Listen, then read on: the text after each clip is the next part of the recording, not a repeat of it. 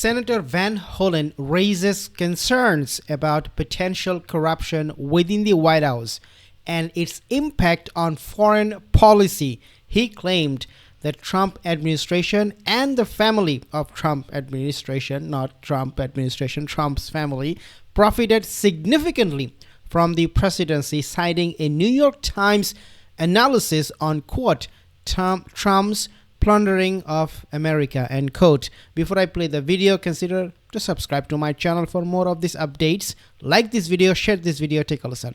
Senator Van Hollen. Thank you, Mr. Chairman. Mr. Secretary, I want to discuss corruption in the White House and its intersection with our foreign policy.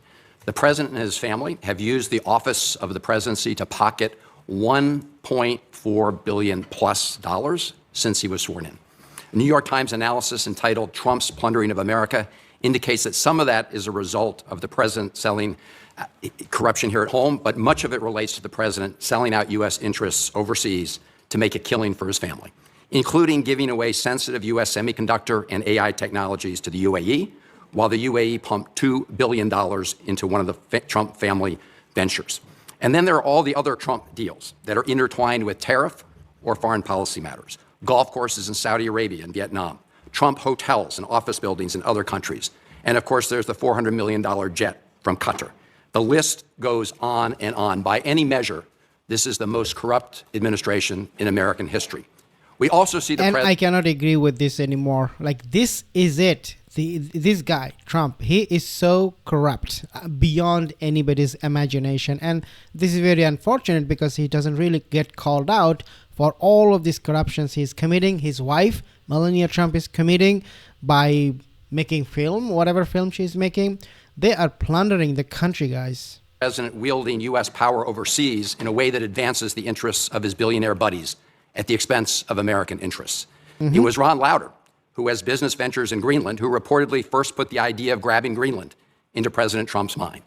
And in the case of Venezuela, President Trump has said he talked to oil executives about toppling Maduro and going into Venezuela before anyone in Congress knew. We know that in President Trump's mind, deposing Maduro was not about stopping the flow of fentanyl or drugs in the United States. He cut the budget for DEA. He pardoned the former Honduran president convicted of drug running. And the new president, Delcy Rodriguez, has herself been long suspected by DEA of being involved in drug smuggling. She's also a longtime hardened communist leader, so this operation certainly was not about bringing more freedom and democracy to Venezuela. Not at all. The president told us what it was all about at his big press conference after seizing Maduro. The president said it was about oil, oil, oil. He used the word oil 19 times, never mentioned democracy or freedom or human rights. And so the pattern of corruption is clear.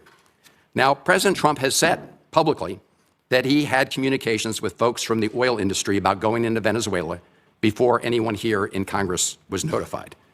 Mr. Secretary, simple yes or no question. Were you with President Trump during any of those conversations he had with people with oil interests in Venezuela about the possibility of deposing Maduro? That's not a simple yes or no question, but I can answer it quickly, and that is the president always elicits opinions from all sorts of people, including, for example, Chevron has an active license in Venezuela. They operate in Venezuela. They've been doing so even when the sanctions were in place. So of course you would ask Chevron, what is your opinion of Delcy Rodriguez? What are your opinion of their economy and of their prospect? But the notion that somehow the president authorized this challenge at the urging of oil executives is absurd. That never happened. Mr. Secretary, I'm asking whether you were with the president. That never happened. I couldn't be with him because it never happened. The oil executives were not involved whatsoever in any of the planning on this matter. None. Did the president, as he said publicly, inform them about the U.S.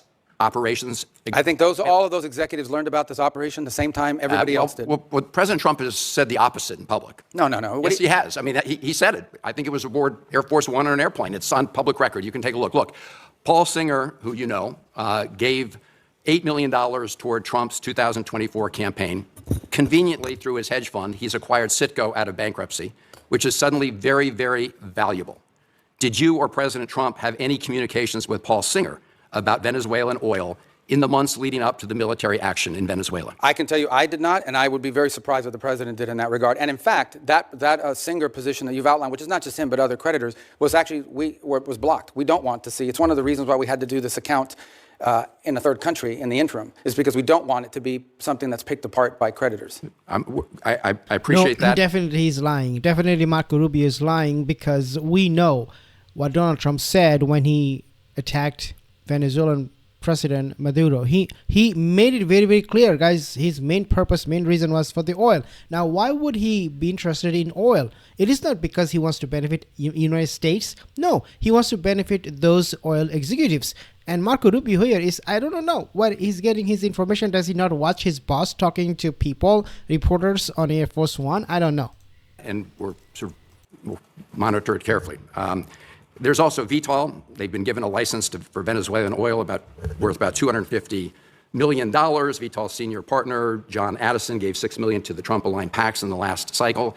And the list goes on, Mr. Secretary. And I have to say that when you have the President of the United States himself, after taking Maduro, get up and say this was about oil, oil, oil, it does make all of us ask the question whether he put men and women in the U.S. military at risk simply so he could grab that oil. Well, that oil, yeah, and I don't know if you were here. I think you were here the whole hearing. I don't think you had left.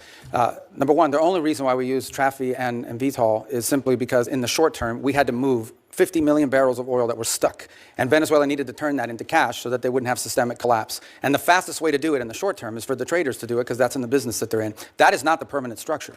The permanent structure we want to see is a normal oil industry where it's sold directly. You know, companies have licenses down there, they have an arrangement to pay royalties, and they move the oil directly to their refineries or sell it in the global market, not through middlemen. Yeah. The only reason why they were used in this instance is because we had an acute short-term problem, which is how do we provide funding from their own revenue, not ours, to keep their government afloat. So in essence, we allowed Venezuela to use their own oil to generate revenue to pay teachers and firefighters and police officers and keep the function of government operating so we didn't have systemic collapse. But that system with those traders, that is not the long-term plan here at all. These are all Marco Rubio's plan. These were all Marco Rubio's plan. Donald Trump, he just went along with this liar, Marco Rubio, and attacked Venezuela the way he did.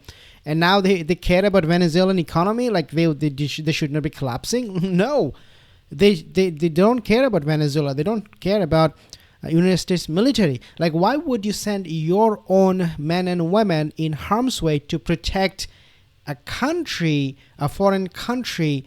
It doesn't make any sense. The only time it makes sense is when you are using a lot of lies to prop up more lies. That's really is what is happening at the moment. Venezuela, they don't care about Venezuela. They don't care about the government there, whether it is collapsing or not. All they care is about oil, oil, oil.